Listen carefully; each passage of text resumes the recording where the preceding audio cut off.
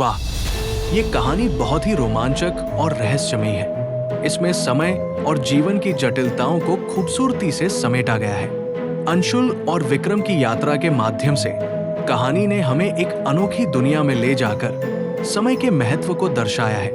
रघुनाथ का किरदार भी बहुत ही दिलचस्प और प्रभावशाली है। इस कहानी के माध्यम से हमें ये सीखने को मिलता है कि समय का कर्ज किसी न किसी रूप में चुकाना पड़ता है। कहानी का हर पल हमें बांधे रखता है और अंत तक सस्पेंस बनाए रखता है। समय का कर्ज। रात गहरा चुकी थी। दिल्ली की सर्द हवाएं पुराने खिड़कियों को हिला रही थी। अंशुल अपने फ्लैट में सो रहा था। तभी अचानक टिक टिक टिक उसकी नींद खुल गई। कमरे में कोई घड़ी नहीं थी। फिर ये आवाज ड्रॉर से आ रही थी।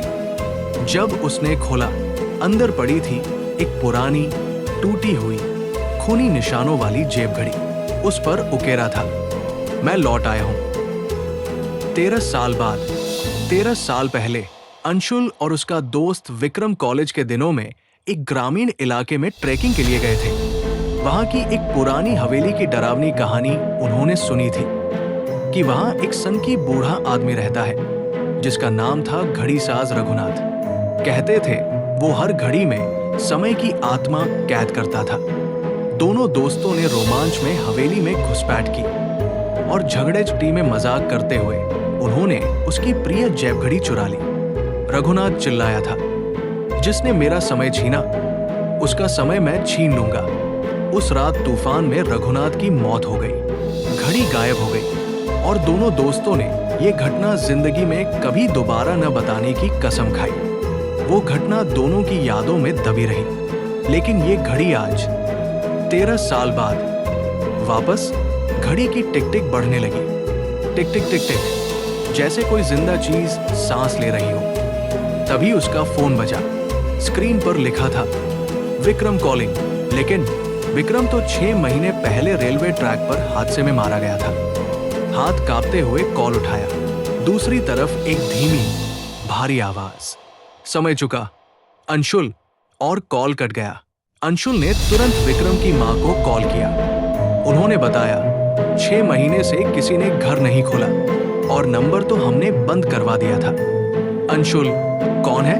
कोई जवाब नहीं। जब उसने दरवाजा खोला, बाहर सिर्फ एक कागज पड़ा था।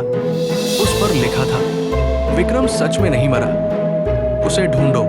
अंशुल ये पढ़कर सन्न रह गया। अंशुल जैसे ही घर से बाहर निकला, उसे लगा कोई उसका पीछा कर रहा है। कब्रिस्तान की दीवारों पर परछाइयां कांप रही थी। सड़क के लैंप पोस्ट टिमटिमा रहे थे। हर मोड़ पर एक काला साया उसे देखता महसूस हो रहा था। लेकिन नजदीक जाओ तो गायब। घड़ी जेब में रखी थी और उसकी टिक टिक मानो उसके दिल की धड़कन से तेज दौड़ रही थी।